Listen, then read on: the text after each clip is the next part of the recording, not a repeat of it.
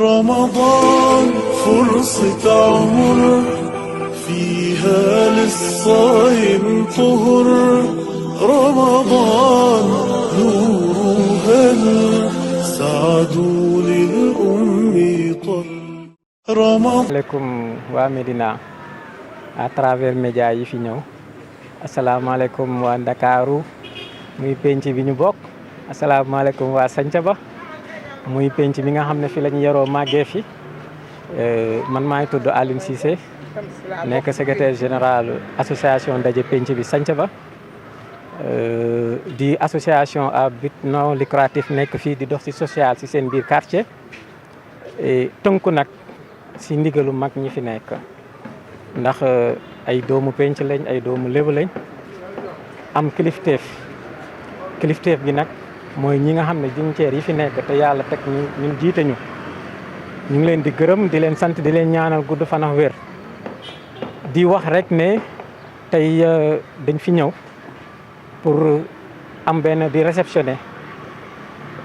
benn ndimbal boo xam ne ñun dañuy am ay programme yoo xam ne suñu association daf koy def ndax dañuy yëngu ci social dinañ yëngu ci don de sang dinañ yëngu ci set setal keroog bi ñuy mujj a def mooy keroog bi mbas bi amee dañu def sensibilisation parce que lépp luy yëngu rek ci suñu quartier dañ ciy sawar lool def ci suñuy moyen association bi nag moom mooy ut ay moyen boppam d'abord su amee lu mu am ci ay cotisation ay membres jéem li ci des ñu jéem ko uti ndax doomu Médina yee ngi fi nekk ay nit yu baax te bëgguñu lu dul am bunt bu ñu war a mën a jaar pour jàppale waa Médina dinañ leen seeti waxtaan ak ñoom ku ci ñëw apporter sa contribution par rapport à nos activités ñu ànd seex yow. waaw kooku ministre ku ñuy remercier la nit ku baax ci ñun baax ci penc bi baax ci penc yëpp baax ci Médina parce que ku ñu yàgg accompagner par rapport à nos activités lii du guleet mu def ko fi yàgg na ko fi def association bi bu muy dara di commencer di soox la ñuy accompagner di ñu épauler di ñu may mbag fu ñu yëngatu rek mu ne ñu maa ngi seen wet du ma seen autorité de je suis membre de l'association parce que doomu Médina laa fii laa bokk lépp luy yëngu-yëngu di waa Médina war ci nekk dina ci nekk ànd seex ñoom moo tax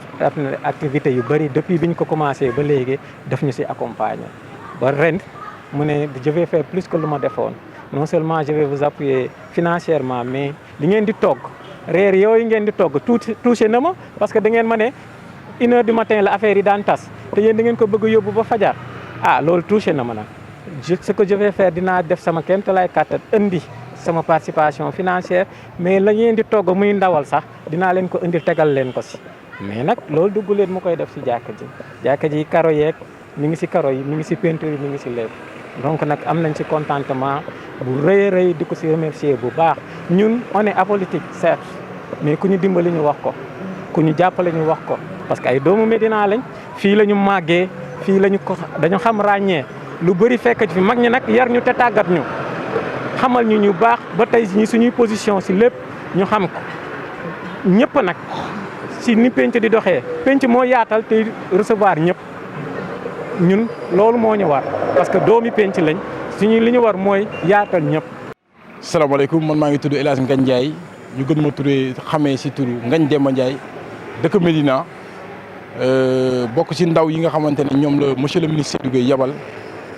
pour ñu ñëw tey fii ba dama naan duñ ne guléet parce que bii mooy 7e année de suite ñu koy def di appuyer initiative yi nga xamante ne dafa am Médina yëpp te monsieur le ministre Seydou Gueye ku ko xam-xam ni doomu penc mi la ci penc mi la bokk duñu wax daf ñu jàppale mais dafa def waru garam ndax nii la dëkkeex ñun yamul Santhiaba rek soo xoolee mën naa lim lu mel ni jumaay cëriñ soo xoolee peinture nañ ko peinture bi yëpp Seydou Gueye moom moo ko def mën naa lim aussi jumaay cëriñ bi nga xamante ne magnétophone yi seen haut-parleur yi sàcc nañ ko semaine yële passé monsieur le ministre Seydou Gueye man maa ko yëgal midi ne ko haut-parleur yi nekk ci jumaa yu cëriñ bi dañ ko sàcc balaa 2 heures foofu bi ñuy julli juma moo li ñu haut-parleur yu bees sax ñu jullee ko foofu noonu mën naa wax lu mel ni Kaye Ousmane Diène ñaata briques ay briques yu bari la fa monsieur le ministre Seydou Gueye yóbbu jumaa ji nekk foofu jumaa ji nekk jàkk ji nekk abattoir aussi monsieur le ministre Seydou Gueye daf si yàgg di jàpp mu nekk loo xam bu nekk koo xamante ne nag xaarul télé ñëw wala rajo ñëw pour jàppale waa Médina parce que daf ko tàmm di def ndax doomu dëkk bi la doomu penc bi la te dafa bokk sanc ba. asalaamaaleykum waa penc mi maa ngi nuyu ñëpp di nuyu si turu jigéen ñi tamit association daje penc mi ma leen di waxal seen kàddu ñoom ñëpp di gërëm ñëpp di koy sunu borom kër yi nga xam ne ñoo taxawal association bi nga xamante ne pour kii lañ ko def pour solidarité lañ ko def yaatal nag tey Laylatul Qadr mooy ñëw ñu war ko def ci penc bi ñuy ay doomu penc bi nag waaye am sunu kilifa tamit di suñu ministre Seydou Gueye ñëw indi ñu soutien woon waaw wax dëgg yàlla jox ñu nag jox ñu lu ñu toggee ñun jigéen ñi te loolu ku dimbali jigéen ci wàññi rek xam nga ne dimbali nga ci c'est pas la première fois na ministre lépp lu ñu def rek mu ngi ñuy accompagner ci lépp